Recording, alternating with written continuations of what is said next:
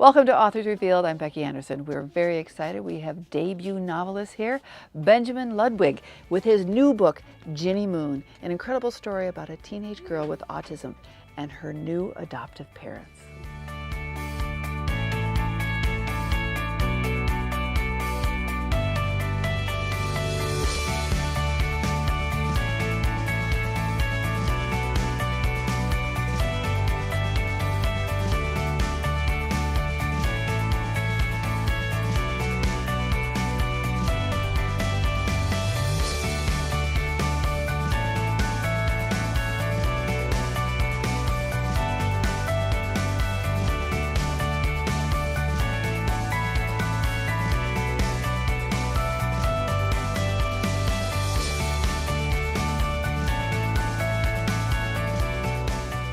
Well, Ben, welcome to Anderson's Bookshop and Naperville. We're so great to have you here. Thank you for having me, Becky. It's terrific. And for your debut novel. And I know you've been on a long tour, so thank you for making a stop to see us. Oh, no problem, believe me. But I want to tell you, this book is a page turner. It so is a page turner. And it's one of those books that when it's a one sitter, as I call it. You know, you sit down and you don't want to stop. Well, so. Thank you for saying so. But I am so impressed. This book's been out since May 2nd, I think, here. And so that's about 3 weeks. Mm-hmm. So what are you hearing from readers when you make all these stops? Because you got the most wonderful blurbs from some other authors on this book. Some really generous, very kind-hearted authors really helped me out with those. I very much appreciate them. Well deserved, I'm telling you. Thank you. Yeah. But from readers, I'm hearing all sorts of things. First, whenever I go to a reading or an event, the audience is kind of divided into two kind of groups of people. There's the foster care adoption crowd, and then there's the autism crowd, and there's really not a lot of other people. The book seems to be really drawing from those two communities and gathering them together for conversation, which is terrific. Well, it is terrific because there isn't a lot of adult fiction, and this one could really reach down into young adults. It's perfect for that. But there really isn't a whole lot out there when you think of. I know Graham Simpson gave you a blurb, and you think of with the Rosie Project, and then also you think of I'm trying to think of Mark Haddon. Yeah, Mark Haddon. You think of that book? Yes, thank you. And that became a Broadway play and all that sort of thing. But it really resonates with so many people. But it does resonate with readers who aren't from those two different demographics that you talk about, because I think it helps us all. Oh, I hope so. Oh no, be better listeners. Yeah. To really tune in to those types of things. Oh, good. So you received 2-starred reviews, which was fantastic, from Library Journal and also Book List, right? Yeah, and Publishers Weekly. And Publishers Weekly gave it a star. By the way, 3 stars. So that's phenomenal. Yeah. So congratulations on that. It's okay. And I just think that's so cool. And the fact that you had an Adriana Tricchiani, I'm thinking of some of the favorites that we've had come through. You had Melanie Benjamin, who is a local author here, and Rebecca Mackay, another local Chicagoland author. A lot of Chicago people, actually. Yeah. You had some awesome people that just wrote this up. So I want to know, for Ginny Moon, and Ginny Moon is the name of the character who her perspective is the one we hear from in this entire book, which I thought was absolutely brilliant. Where did the seed start to grow? Because there's a story that you have that pretty much fed this story, but also inspired it. Sure. Well, my wife and I are foster parents ourselves, and in 2009 we adopted a young lady with autism. She was only 12 years old. And she's not Ginny at all. Our daughter is sweet and wonderful and friendly and doesn't try to get herself kidnapped, which is very helpful as a parent. Yeah. But I was taking our daughter to Special Olympics basketball games every Wednesday night for several years, actually. And in 2013, I guess, I came home with her one night with this voice in my head, and it was Ginny's voice. And I didn't realize it at first, like this was a fictional voice. It was just this strange thing.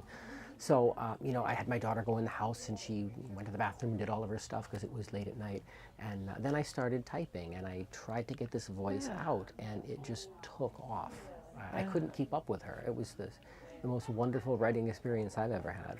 Wow. And I know you dedicated it to your wife, Ember, in the beginning of this. But to adopt a teen with autism, how much did that inform your life with your daughter with Ginny Moon? I mean, it had to have done a lot of, informing of this book, even though Ginny is a completely different girl. Sure, sure. Yeah. I like to tell people, because it's absolutely true, that I was researching this book or researching for this book without knowing it for 4 years prior. Right, You know, right. really, my wife and I became immersed in the world of foster care mostly, Right. and then autism. We met therapists, social workers, special educators, psychiatrists, all kinds of people who were experts in this field, and we learned from them. And all of that knowledge really formed the backdrop of the book. Right. So, you know, you said you talked to parents about while watching a basketball game, but how did you capture her voice in this? Because that's what to get inside her head in a way, but inside her spirit. I mean, it was just incredible. I got just a completely different view of what it must be like to be autistic, but to at least understand a little bit. Yeah. Sure. I'm glad you said that, because people with autism are not all the same. They're tremendously different, and I think there is a tendency, at least in our culture, to stereotype and say, you know, all people on the spectrum are really great at math, and by the way, they're all geniuses at something. Yeah. And that's absolutely not true. But given that, the fact that people are so diverse on the spectrum, I was very free to create a character the way I wanted, or really, in truth, the way I heard her voice. Again, it was that uncanny mystery of the voice that just wanted to be written. Sure, sure. So Ginny was taken away from her birth parents 5 years before this story begins, and her birth mother's name was Gloria, and kind of abusive, you know, situation. Her mother was also an addict. But how do, like your daughter, I think she came from a background that wasn't so great either. But how does Ginny really look at her birth parents? Because I know that's part of the story. We don't want to give too many spoilers. Right. We got to be careful. Got to walk that line. I know, we got to walk the line here, so we don't get. Well, Ginny loves her mother, but she says right from the get-go, I think the first chapter or two, you know, Gloria is inconsistent and unreliable. So she knows she can't trust her mother, and really she's not trying to be reunified with her mother. There's something else that's driving her to make contact with mom. Right. Yeah. And we can't say. We can't say. We're not going to. But she has her own quirks, as anyone does. Doesn't matter who you are. You have your own quirks, and you have your own. We all have tendencies or things that we do, but she does have some of those obsessions, and I thought that was very interesting, because I think everyone does, no matter who you are. But she's very literal-minded, and it kind of reminded me a little of what's the children's character? Amelia Bedelia. Amelia Bedelia. I love Amelia Bedelia. I do too. And just talking a little bit about that, because when people do take things literally, you have to be able to listen and understand what that means. Ginny is completely literal-minded. She says exactly what she means, and she becomes very frustrated when people don't understand her. And likewise, sort of on the other side of the coin, when people say things to her that are an idiomatic expression or a figure of speech, she takes them literally. She gets things wrong, gets frustrated. She doesn't like humor, because jokes and sarcasm, double entendre, it's difficult to understand. So it's very frustrating for her to navigate that linguistic, emotional world. Yeah. But I thought what made her character so wonderful is that she's true. She's truthful, you know? I hope so, yeah. There's no sarcasm in there. There's nothing. I mean, she is who she is. Yeah, and that's what I thought telling was so it telling it like it is. Let's take it like it is, right? Which was that's so tough refreshing. to hear for us sometimes. No kidding, no kidding. But you know, she's so much like other teens. I mean, she plays the flute. She loves basketball. She plays on that team. But she, and then she talks about which in English class, you know. And I love the way you had Robert Frost in there. Oh, you have to have Robert Frost. I know, always have to have Robert Frost. But you know, she is so typical in some ways, but yet she's different, like everyone is different from one another. But I did like the fact there's just so many, and I like the way she swears sometimes. In her own Ginny way. In her own Ginny way. But she's like so many typical teens in a lot I of hope ways. so, because you know, we, like I said before, we really do tend to sort of separate out these people on the spectrum and say, here's how they are. But Ginny blends in her own quirkiness. Yeah. You know? And I think that obsessive thing in the way every chapter started, it has the date and it has the exact time that she's starting to relate something. And, you know, like whether it's 8:48 in the morning, but I love the way the book, you start in January and you go all the way through September. And I just love the way every chapter started, because that's part of who she is. Yeah, thank you.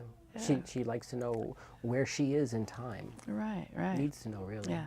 So tell us a little about Ginny's foster parents. And they are Brian and Maura. Yeah, Brian and Maura Yeah. Moon, who adopted Right. Ginny at Yeah. the ripe old age of 14. Brian and Maura are professionals. They're well educated. Maura is a doctor in Ginny's hometown, and not her adopted hometown, I guess. Yeah. And Brian is the high school guidance counselor. So these are very smart, very socially conscious people. Right. That said, they see themselves unknowingly in a certain light. They see Ginny in a certain light, and they see Ginny's birth parents in a very unfortunate light. Right. That's definitely done intentionally. I think there's a tendency, people who end up caring for other people, they sort of get a pass all the time. Oh, you adopted someone, you're so noble, you're so wonderful. Right. Well, maybe what you did was so wonderful, so noble, but that doesn't really make you a perfect person. Right. And I wanted these characters to have some flaws. Right. So they have some pretty big ones. Yeah. But I think, that no one's perfect. And that's the other thing I liked. It doesn't matter what the additional characters throughout the book. No one's perfect. And everybody has their mistakes. And I don't think there's any one way to deal with somebody who does have autism in any one way, Right. as you say. Right. Right. So we're all bound to make mistakes with those types of things. But they're expecting a baby. They are. And a baby girl. Mm-hmm. And they give her, and the book starts off with this too, they give her an electronic baby doll. Right. Which I thought was an interesting thing to give her. Yeah. Yeah. Well, Yeah. I was a public middle school teacher for many years, and a pretty standard part of the health curriculum in most Right. middle schools is with 8th graders. They always give the 8th graders this Right. plastic electronic Yeah. baby, and if it starts to cry, there are 4 or 5 things you can do to stop it from crying, and there is a computer inside the device. So it just felt it was a natural fit, really, for Ginny's plot. Right. And no more spoilers there. Okay. No more spoilers. But I did love her language, and just, and there's no lying. There's no sarcasm. Right. There's just, it's just, this is who she is. And I was going to ask this next question, but I know this will be a spoiler, so I'm not going to ask that question. But tell us a little about the scheme. She, for some reason, wants to get back to her birth parents. So let's keep out the reason why. Okay. So tell us a little about the scheme that she's going to come up with Yep. to have her get back to her birth mother. So, like you said, Ginny has a reason for wanting to get back to her birth Right. mother, Gloria, who lives in an apartment in a town that Ginny can't even name. So she's been trying for years, we learned this in the first chapter, Right. to get on the internet, because she knows if she can get on the internet, she can track down the information. But all of her previous foster parents and her current ones know she's trying to get on the internet. They don't know why, but they know that she's probably not safe there. So they've been stopping her. So her scheme is, I'm going to get on the internet somehow, and she does. She gets on Facebook in the school library right away at the very get-go of the novel, and all chaos ensues afterwards. Right. Okay. And we won't say No what. spoilers. No right? spoilers. So. But you do have a lot of strong characters in this book, from her counselor, not her counselor, her social worker, and other people within the book, all trying to help, all with the best intentions, but maybe not quite getting there. Yeah. So that was interesting, and it made it even more real. The book. Good. Oh, Yeah. good. It really they did. have those intentions, like you said, but Yeah. they don't hear her. They Yeah. think that by doing, they can be helpful. If we Right. do something, our actions must be fruitful, right? Yeah. Well, not always. Sometimes what we're doing is not what the person needs, and Ginny's trying to get her message out there, but they don't get it. Right.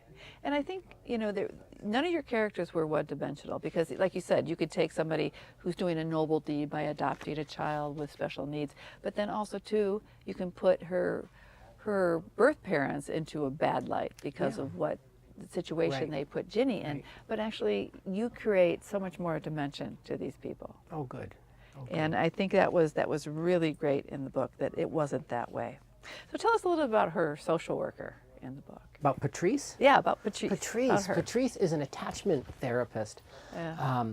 I learned about attachment therapists when I became a foster parent. It's this more or less new field of therapy, and Patrice's job is to help Ginny attach to the right people. And often kids who have been taken away from a birth parent have a lot of trouble attaching to anybody, or they attach to everyone in an unhealthy way. So a lot of guidance and structure is needed for kids who have been through something like that.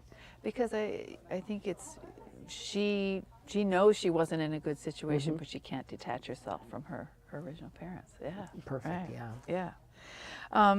So what you do in this book, though, is you end up cheering for her so much, and standing up for her and hoping that everything will work out. No spoilers again, okay?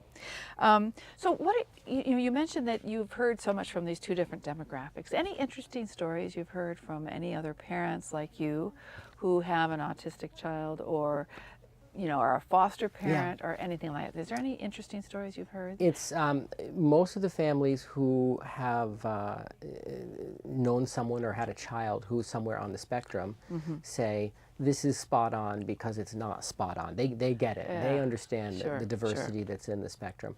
What I hear the most, though, sort of the point of disagreement, which I absolutely love. Maura, Ginny's forever mom, is a controversial character. And I kind of knew that when I was writing her, but I didn't quite appreciate just what a lightning rod she would be. So a lot of people will come to readings and events, and they'll say, I hate Maura. I can't believe the way she blankety blankety blank. And the other half, the other people will say, no, I love what she did, because she was really, and you can fill in the blank there too. But she's wonderfully controversial in the way she's treating Ginny. But that's more real, isn't it? I think so. I think so. Sure makes for good discussion. Right. Yeah. And I think the one thing you were very good at in this novel was steering clear of any too much sentimentality. Oh, I hope and so. Some of the maudlin stuff that. So it made it better too. That's great to hear. No, it really is. But it also too, I think it was a great way to teach people how to listen. And it's not just listening to someone who is on the spectrum, but listening better to everybody and being present. And trying to figure it out, and just be not just hearing but listening. Yeah, well which said. Which is a big difference. A big difference. So so I think I just want to know, how did your whole journey to publishing this book occur? Oh my goodness. Yeah. So you can tell us from how it got to us and in Park Row. Sure. Well, I've been writing forever, since fourth grade. Fourth grade, I decided I had to be a writer. And do you remember what you might have written that? Oh, I do. I do. Well, so there was this little girl, and her name was Patricia, in fourth grade, and she was reading the Little House series. She was reading Little House in the Big Woods, and she was really cute, and I wanted to get close to her, and she wouldn't speak to me. So I grabbed another copy of Little House, and I sat next to her and read, and would glance up every now and then, and she never looked at me, but I got hooked on Laura Ingalls Wilder. Oh, yeah. And thought, wow, Laura becomes a writer, I should do that too. So I started writing little stories about raccoon pioneers. Anyway, but yeah, that's how it started. That's how it started. That's your next book. I have it written already. Okay, it's great, in the box. great. Yeah. But I wrote the book in 2013. Okay. Like I mentioned earlier, that voice came to me. It came together very, very quickly. Right. The novel took about 9 months to write. I let it sit for about 3. I'm going to make all the math add up. I hope it's accurate. About 6 months to revise, and then I started looking for an agent.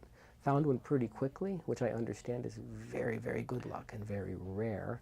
But he read it within just a few days, offered representation, and then we went out to Park Row about a year afterwards. Wow. So how has that experience been for you, the whole publishing experience? Was it what you thought it would be, or is it completely different? Or? It's completely different, and I'm so happy about it. As a writer, you tend to work, I'm speaking generally, but it's really about me. I think writers tend to work in a very quiet, introverted way.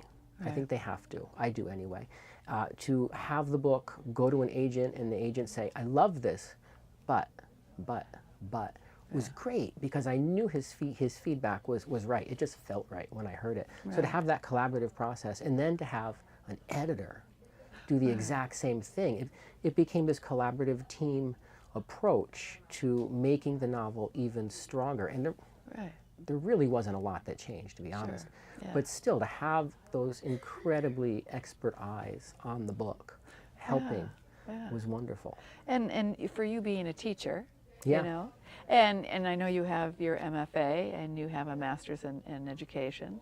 So what what was that like, even being a teacher? How did that experience in those years of being a middle school teacher, how did that inform your writing and getting this book Well, published? Ginny Moon absolutely is set in a middle school, which is my favorite age to teach. I've taught middle school and high school. Did not love high school at all, but middle school is a time when children's minds are really opening. They're starting to think in the abstract for the first time, and it's a privilege to be able to be there with them. So I knew I had to set the book in that place, that culture. And I wouldn't be surprised if there were other books that were perhaps set in a similar location. Great. Because Very I just great. love it. Okay. So any of your students, former students, Yep. they know you're published and They do. And what are they saying to you? Well, they're just starting to read the book because it's just barely out. I took this past year off from teaching, and everyone wanted to know why. And the reason was I had to support this book, go out, do appearances, meet with people, all of these good things. So they were very excited. Most of the kids had never met a writer or someone who claimed to be a writer anyway. So they were so excited. And I'm in touch with quite a few of them, which is nice, and with their families as well, and all the teachers from school. They all came out to my launch event in New Hampshire, and it was good to be able to share that with them. Because the book is set in Vermont, so right next door, isn't it? Yeah, Right. So being a teacher, and is there any hope that maybe you can write for that audience? I hope so. I know I've got some middle grade and young adult novels in me somewhere. Oh, that would be And fabulous. I'm actually eager to try my I hand think at that would be genre. wonderful. Yeah. So Ben, what are you working on now? Anything that you're working Right on? now, I've got a finished first draft, Okay. which doesn't mean much. First draft is really not much, but it's a step. I have a finished first draft of a second novel. A lot of numbers in there. And I can't say too much about it. Okay. It is not about a person on the spectrum. It is about a child. He grows up in the book, and we'll see. Okay.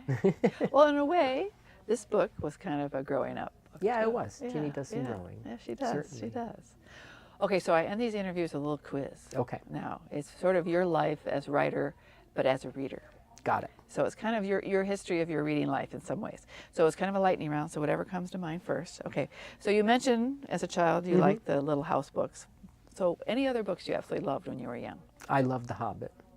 Adored The Hobbit. I still reread The Hobbit once per year. I love The Hobbit. You so and my much. oldest brother. Hobbit Really? Nuts, yes.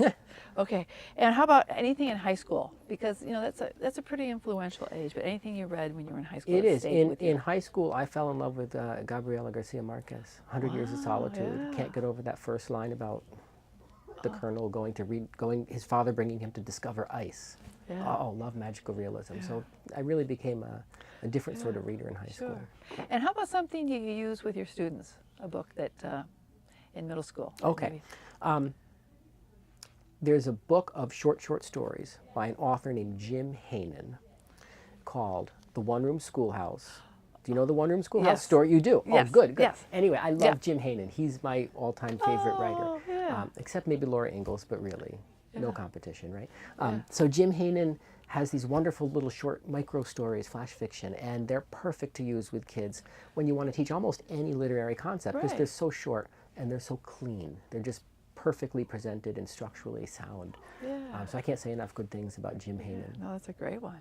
And how about a book you faked reading? I fake read? Yeah. People usually mention a classic, you know. Oh, okay. I always use Ulysses. Ulysses. Yeah. Oh, Dubliners. Oh, another good choice. Oh boy, we don't, that James, we don't Yeah, like this something stuff. about Joyce. Good choice. Okay, do you remember the last book you gave as a gift? Does last week to my kids count when I was Sure. visiting? Oh, All right, absolutely. yes. I gave, and you've got it on your shelf, a book called Lemons. It's a great book. It's about this little girl whose mother dies, and she has to move in with her grandfather, and she gets roped in with this kid who wants to find Bigfoot. Set in 1974. Yes. Okay, if you have a dinner party with you and 3 other authors, alive or dead, who would those other 3 be? Oh, Shakespeare. Okay. Oh, Shakespeare. Yeah. Yes, Shakespeare. And you get 2 more. I don't know. He's enough, isn't he? Okay, well, he could be Gabriel like, Garcia Marquez for oh, certain. no, they would have a great conversation. And I'm with you. Toni Morrison. Okay. Yeah. Nice, very nice. I could be on the fly on the wall. You then. could. Okay, good. Okay, if you had to survive the zombie apocalypse, what fictional character do you want as your sidekick? As my sidekick? Yeah, if you're going to survive it, that is. I'm going to survive. Survive. Yeah, or just get through it. Just get through it. Oh, these are tough lightning Without getting round eaten. questions. Okay. Right, without. Yeah, Yeah, okay, I right. would hesitate too much in making my decision. Can you tell? Yeah. I would probably pick. Gandalf. Because I was thinking just the same shoot answer. them all with his That staff. Would, that would so be my right? answer. Okay. Okay. How about a book that you shared with your daughter that you enjoyed together? Oh well, certainly Lemons. We just read that. Okay, But we okay. read the whole Ramona series together last year. I loved it. Okay. And what are you reading now or read recently that you absolutely love? I'm just finishing The Best of Adam Sharp. Oh my goodness, Graham Simpson. yeah, Love yeah, that guy. yeah. Amazing book. Everyone should read that. Yeah. Okay. A+, 100%. But Ben, thank you so much for sitting down with me, and congratulations on your debut novel, Ginny Thank you Moon. so much, Becky. Really love being here. Great conversation with debut author Benjamin Ludwig, and his new book is called Ginny Moon. Thanks for joining me on Authors Revealed.